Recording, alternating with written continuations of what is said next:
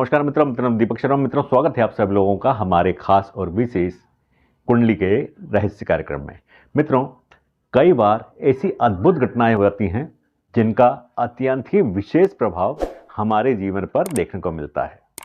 मित्रों, हमने पिछले कार्यक्रम में मंगल के राशि परिवर्तन पर विस्तार से अध्ययन किया।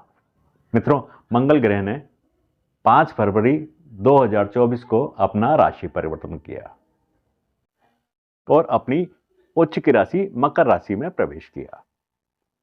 मित्रों, 12 फरवरी 2023 को शुक्र ग्रह भी अपना राशि परिवर्तन करने वाले हैं और यह मकर राशि में प्रवेश करने वाले हैं और यहां पर 7 मार्च तक रहने वाले हैं। मित्रों, मकर राशि में 4 मुख्य ग्रहों का प्रवेश और 4 ग्रहों की एक साथ युति चतुर्ग्रही महायोग का निर्माण करेगी। और मित्रों, यही वह विशेष घटना है जिसका विशेष प्रभाव हमारे जीवन पर देखने को मिलेगा। मित्रों, इस समय मंगल ग्रह और शुक्र ग्रह दोनों युति करके मकर राशि में विशेष योग बनाएंगे और हमारे जीवन पर विशेष प्रभाव डालेंगे। तो मित्रों, आज के कार्यक्रम में हम शुक्र ग्रह के राशि परिवर्तन का हमारे जीवन पर क्या प्रभाव पड़ता है यही जानने का प्रयास करेंगे और क्या विशेष योग हैं इसके बारे में विस्तार से अध्ययन करेंगे। तो चलिए मित्र, चलते हैं और जानने का प्रयास करते हैं कि शुक्र के इस राशि परिवर्तन से हमारे जीवन पर बाकी 12 राशियों पर क्या प्रभाव पड़ता है। मित्रों, शुक्र ग्रह कला, आकर्षण, सौंदर्य, सुख समृद्धि के कारक ग्रह हैं। इनसे कला के बारे में, मीडिया के, फिल्मी दुनिया के क्षेत्र के बारे में, टूर ट्रेवल्स के बारे में, फिल्मी दुनिया के बारे में, होटल और रिसोर्ट के बारे में, इनके बारे में विस्तार से अध्ययन किया जाता है। यदि आप इस क्षेत्र में हैं, इस क्षेत्र में कार्यरत हैं, तो आपको शुक्र से संबंधित विस्तार से जानकारी होनी चाहिए। क्या यह हमारी कुंडली में उच्च के हैं, हमें अच्छा प्रभाव दे रहे हैं, तभी इन क्षेत्रों में हमें सफलता मिल सकती है। मित्रों, शुक्र ग्रह के पास 2 राशियां होती हैं। 2 राशियों पर इनका आधिपत्य होता है, वृष राशि और तुला राशि।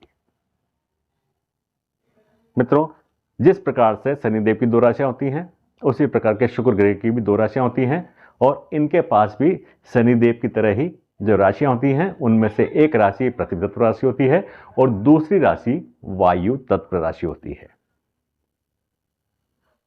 मित्रों, यह शनिदेव के मित्र ग्रह होते हैं।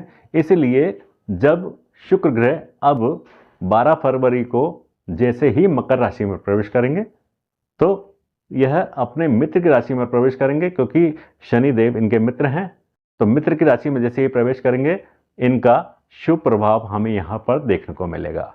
हालांकि अभी शनिदेव अस्त हैं, लेकिन शनिदेव की ही राशि मकर राशि में अभी 5 फरवरी को मंगल ग्रह ने प्रवेश किया है। तो मित्रों, यहां पर उच्च के मंगल के साथ जब इनकी युति होगी तो उनका भी कुछ अंश इनके अंदर आएगा और उनका प्रभाव यह देने लगेंगे। तो वह उच्च के हैं, इसीलिए इनका प्रभाव भी हमें कुंडली के अंदर उच्च का ही मिलेगा। तो मित्रों, सभी राशियों पर इनके क्या विशेष प्रभाव होते हैं यह जानने का प्रयास करते हैं। मित्रों, मेष राशि की बात करते हैं। मित्रों, मेष राशि में शुक्र का गोचर 10वें भाव में होगा। मित्रों, 10वें भाव में बैठे शुक्र धन भाव के और 7वें भाव के स्वामी होंगे। तो मित्रों, यहां पर शुक्र आपको धन दिलाने का कार्य करेंगे। और मित्रों, क्योंकि यह भाव करियर का भाव है तो यहां पर विशेष सफलता दिलाने का भी कार्य करेंगे। मित्रों, यहां पर यदि शुक्र अच्छे हुए तो आपको प्रसिद्धि दिलाते हैं और मान सम्मान दिलाते हैं, शोहरत दिलाते हैं। और यदि शुक्र यहां पर खराब हुए तो आपको बदनामी भी दिलाते हैं। यहां पर मित्र शुक्र अच्छे हैं क्योंकि उच्च के मंगल शुक्र के साथ हैं, इसलिए आपको यहां पर मान सम्मान मिलेगा और लोकप्रियता मिलेगी, प्रसिद्धि मिलेगी। कारोबार में आपको सफलता मिलेगी। यदि आप नौकरी में हैं तो आपको पदोन्नति मिल सकती है, और यदि व्यापार में हैं तो आपको धन लाभ होगा। अब मित्रों वृष राशि की बात करते हैं। मित्रों वृष राशि में शुक्र का गोचर नवम भाव में होगा, यानी भाग्य स्थान में होगा। मित्रों यहां पर जातक को थोड़ी समस्याओं का सामना करना पड़ेगा, क्योंकि यहां पर शुक्र प्रथम भाव के और छठे भाव के स्वामी होंगे। मित्रों छठे भाव के स्वामी हैं, इसलिए थोड़ी सी परेशानियां यहां पर देखने को मिलेंगी। मंगल सप्तम भाव और द्वादश भाव के यहां पर स्वामी होंगे। मित्रों जो व्यक्ति विवाह करने के इच्छुक हैं, जिनकी विवाह के लिए तैयारी चल रही है, उनके यहां पर विवाह होने हैं। यहां पर मंगल और शुक्र विवाह के योग बनाएंगे, क्योंकि मित्रों शुक्र विवाह के कारक हैं, इसलिए जब इन दोनों की युति होगी तो यहां पर विवाह के योग बनेंगे। मित्रों जब भी हम विवाह के योग देखते हैं तो पंचम, सप्तम और नवम भाव का आपस में संबंध देखते हैं। तो यहां पर सप्तम भाव और नवम भाव का आपस में संबंध होगा, तो यहां पर विवाह के योग बनेंगे। और मित्रों विशेष रूप से जातक यात्राएं करने वाला होगा, क्योंकि मित्रों सप्तम भाव में बैठे शुक्र की सप्तम दृष्टि पराक्रम भाव पर होगी। मित्रों पराक्रम भाव यात्राओं का भाव होता है, और नवम भाव लंबी यात्राओं का भाव होता है। और इसके अलावा मित्रों द्वादश भाव विदेश यात्राओं का भाव होता है। अब मित्रों मंगल यहां पर द्वादश भाव और अष्टम भाव के स्वामी बनेंगे। तो जब मंगल द्वादश भाव के स्वामी बनेंगे तो द्वादश भाव विदेश यात्रा का भाव होता है। तो इस प्रकार से मित्रों हमारी कुंडली के तीनों भाव, तृतीय भाव, नवम भाव और द्वादश भाव का आपस में संबंध बना। तो इसी वजह से यहां पर जातक यात्राएं करने वाला होगा, यात्राओं का योग बनेगा, और इन यात्राओं से जातक को लाभ भी होगा। तो इस प्रकार से मित्रों वृष राशि वाले जातकों के लिए यह गोचर शुभ होने वाला है। आपको विवाह के योग बनने वाले हैं, और सुख समृद्धि आपको मिलने वाली है। थोड़ी सी परेशानी अवश्य आएगी, लेकिन उसके बाद आपका भाग्य उदय होगा और आपको भाग्य का साथ भी मिलेगा। अब मित्रों मिथुन राशि की बात करते हैं। मिथुन राशि में शुक्र का गोचर अष्टम भाव में होने वाला है। मित्रों यहां पर शुक्र पंचम भाव और द्वादश भाव के स्वामी होंगे। मित्रों यहां पर स्थान परिवर्तन होगा। चाहे आप नौकरी में हैं तो आपका स्थानांतरण हो सकता है, या आपके जीवन में भी आपका स्थान परिवर्तन हो सकता है। आप अपने स्थान से कई अन्य स्थान पर जा सकते हैं। कुछ ना कुछ ऐसे योग बनेंगे कि आपको जाना ही पड़ेगा। और मित्रों यह स्थान परिवर्तन आपके लिए अच्छा भी रहेगा, आपके लिए लाभप्रद भी रहने वाला है। मित्रों यहां पर मंगल छठे भाव और एकादश भाव के स्वामी होंगे। मित्रों छठे भाव का मंगल जातक के लिए अच्छा होता है, और यह शत्रुओं पर विजय दिलाता है। तो मित्रों आपको बिल्कुल भी चिंता करने की जरूरत नहीं है। यहां पर मंगल आपको आपकी हर संकट से मुक्ति दिलाने वाले होंगे, और शुक्र आपको जो यात्राएं हैं, स्थान परिवर्तन है, उसमें लाभ दिलाने वाले होंगे।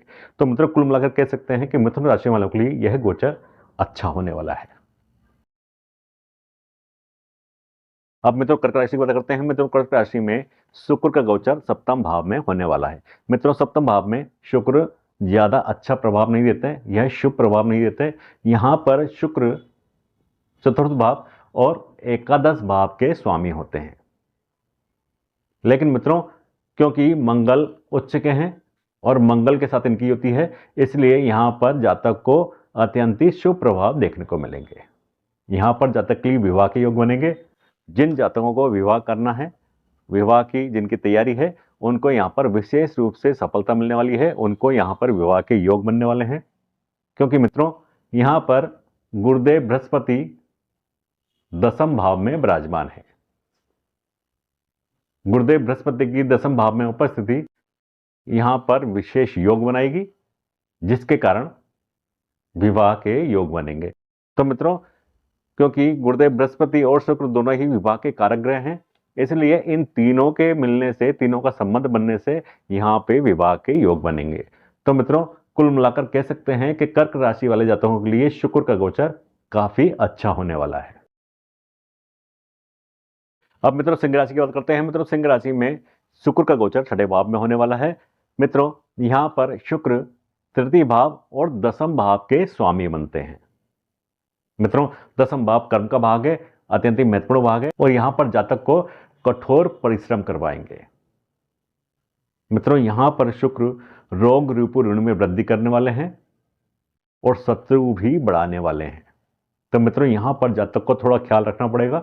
लेकिन मित्रों क्योंकि मंगल शुक्र के साथ हैं और छठे भाव में मंगल अत्यंत शुभ प्रभाव देते हैं और मंगल यहां पर भाग्य स्थान के स्वामी भी हैं, इसीलिए यहां पर यदि जातक परिश्रम करेगा, कठोर श्रम करेगा, तो उसके भाग्य में वृद्धि होगी और उसे सफलता भी यहां पर मिलने वाली है।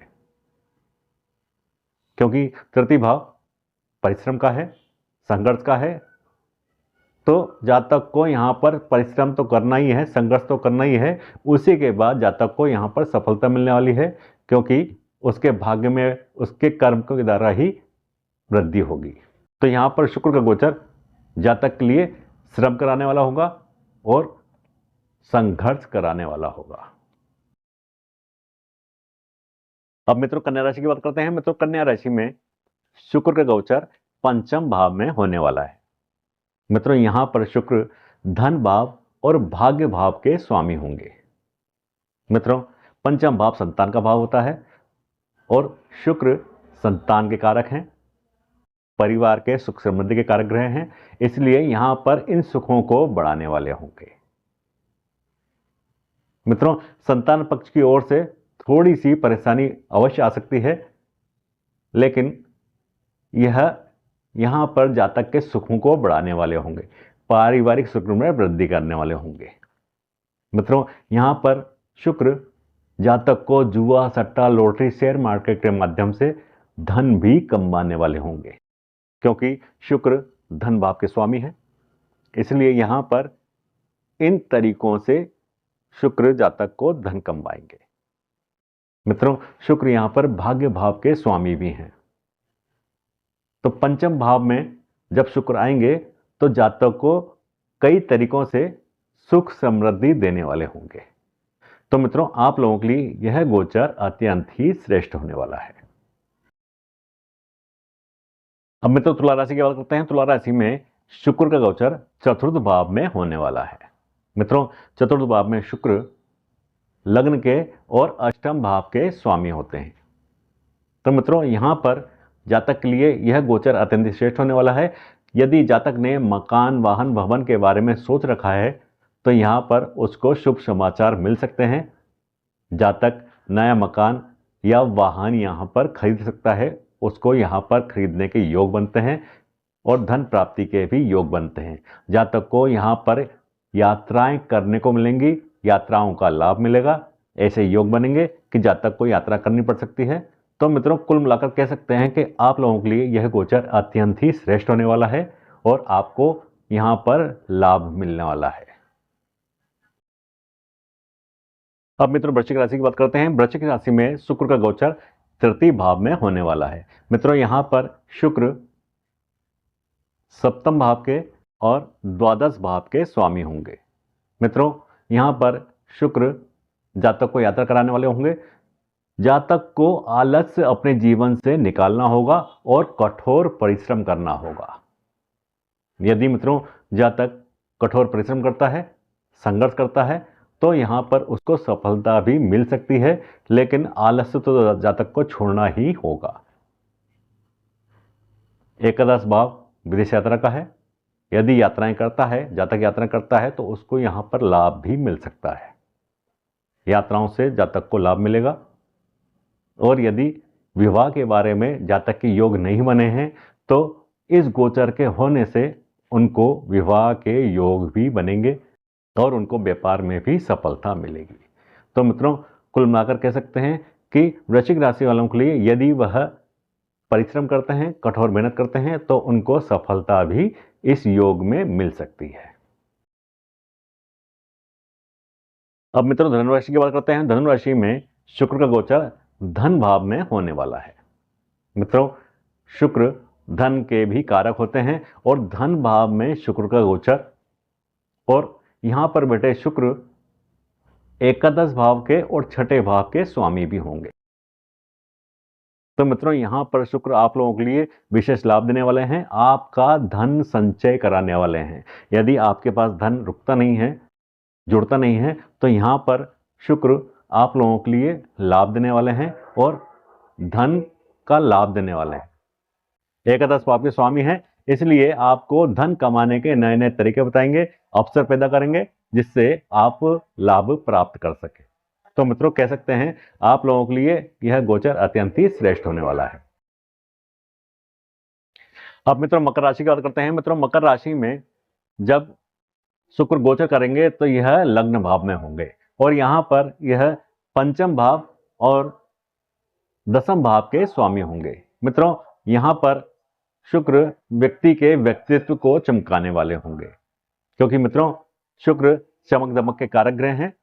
तो यहां पर दसम भाव में बैठकर यह व्यक्ति के व्यक्तित्व को चमकाने का काम करेंगे और जातक को ऐसा धन लाभ दिलाएंगे जिसका उसने कभी सोचा भी नहीं होगा। मित्रों, यहां पर शुक्र आपको जबरदस्त लाभ दिलाने वाले हैं। केवल आपको सही तरीके से कार्य करने हैं, मेहनत करनी है, शुक्र लाभ आपको अवश्य दिलाए। पंचम भाव के स्वामी हैं, तो यहां पर शुक्र आपको जुआ, सट्टा, लॉटरी और शेयर मार्केट के माध्यम से लाभ कमा सकते हैं। तो मित्रों, कुल मिलाकर कह सकते हैं कि आप लोगों के लिए यह गोचर अत्यंत ही श्रेष्ठ होने वाला है और लाभप्रद होने वाला है। अब मित्रों, कुंभ राशि की बात करें तो कुंभ राशि में शुक्र का गोचर द्वादश भाव में होने वाला है। मित्रों, शुक्र ही एकमात्र ऐसे ग्रह हैं जो द्वादश भाव में अत्यंत ही शुभ प्रभाव देते हैं, शुभ परिणाम देते हैं। तो यहां पर बैठे शुक्र चतुर्थ और भाग्य स्थान के स्वामी होते हैं। मित्रों, यहां पर जातक को यात्राएं करनी पड़ेंगी, व्यय करने पड़ेंगे। यात्राओं पर व्यय हो या धर्म के कार्यों पर व्यय हो, आपको व्यय करने ही पड़ेंगे। यहां पर शुक्र आपसे व्यय कराएंगे, लेकिन मित्रों इन व्ययों से आपको लाभ भी मिलेगा। अब मित्रों, व्यय भाव में है, यह भाव विदेश यात्रा का भी भाव होता है। तो यदि आप यात्रा करते हैं तो यही यात्राएं लाभदायक तो रहेंगी, लेकिन व्यय तो होगा ही। नवम भाव के स्वामी हैं, तो नवम भाव में आपको धार्मिक यात्राएं कराने वाले होंगे, इन पर भी आपका व्यय होगा, लेकिन मित्रों इन यात्राओं से आपको लाभ भी मिलेगा। तो मित्रों, कुल मिलाकर कह सकते हैं कि यह गोचर आपके लिए अच्छा साबित होने वाला है, लेकिन व्यय की तरफ से आपको थोड़ा ध्यान रखना होगा, तभी आपका जीवन सुखमय हो सकता है। अब मित्रों, मीन राशि की बात करें तो मीन राशि में शुक्र का गोचर एकादश भाव में होने वाला है। यहां पर मित्रों यह आकारक ग्रह होते हैं और यहां पर बैठकर यह तृतीय भाव और अष्टम भाव के स्वामी होते हैं। मित्रों, मंगल उच्च के ग्रह हैं, तो इन दोनों की युति के कारण यहां पर जातक यदि परिश्रम करे तो लाभ कमाने वाला भी होता है। संघर्ष तो मित्रों करना होगा, परिश्रम तो करना होगा। यदि जातक कठिन परिश्रम करेगा तभी उसको यहां पर लाभ की प्राप्ति होने वाली है। मित्रों, यदि जातक मंगल और शुक्र से संबंधित कोई कार्य करता है, जैसे रियल एस्टेट में कार्य करता है, एजेंट के रूप में कार्य करता है, या कंसल्टेंसी के जैसे मार्केटिंग के व्यापार के रूप में कार्य करता है, मार्केटिंग कंपनी में कार्य करता है, तो उसको यहां पर सफलता प्राप्त हो सकती है। LIC एजेंट के रूप में कार्य करता है, डिफेंस में काम करता है, तो इस तरीके से कार्य से जो मंगल और शुक्र से संबंधित कार्य हैं उसमें कार्य करता है, तो निश्चित रूप से जातक को यहां पर सफलता प्राप्त हो सकती है। तो मित्रों, कुल मिलाकर कह सकते हैं कि आप लोगों के लिए भी यह गोचर अच्छा ही होने वाला है। इसमें आपको नुकसान कहीं से कोई यहां नजर नहीं आता। तो मित्रों, यहां पर मंगल की उपस्थिति के कारण शुक्र की मंगल से युति है और मंगल यहां पर उच्च के हैं, क्योंकि शनिदेव तो अस्त हैं, इसलिए शनिदेव का प्रभाव यहां पर नहीं देखा जाएगा, लेकिन मंगल उच्च के हैं, इसलिए मंगल की उपस्थिति के कारण यह गोचर आप लोगों के लिए अत्यंत ही श्रेष्ठ होने वाला है। मित्रों, कुछ समय के लिए सूर्य और बुध का भी यहां पर संयोग देखने को मिलेगा। जब चतुर्ग्रह योग बनेगा तो उसके प्रभाव भी जातक पर अत्यंत श्रेष्ठ पड़ने वाले हैं और श्रेष्ठ योग बनने वाला है। तो मित्रों, कह सकते हैं कि यह जो महीना है मार्च तक, जो विशेष ग्रहों के योग इस महीने में देखने को मिलेंगे, उसका प्रभाव जातक पर विशेष रूप से पड़ने वाला है। तो मित्रों, परिश्रम कीजिए और इन योगों का लाभ उठाइए। मित्रों, यह था हमारा आज का विशेष कार्यक्रम। अगले कार्यक्रम में फिर आपसे मिलेंगे। तब तक के लिए मित्रों आगे दीजिए नमस्कार। जय श्री राम।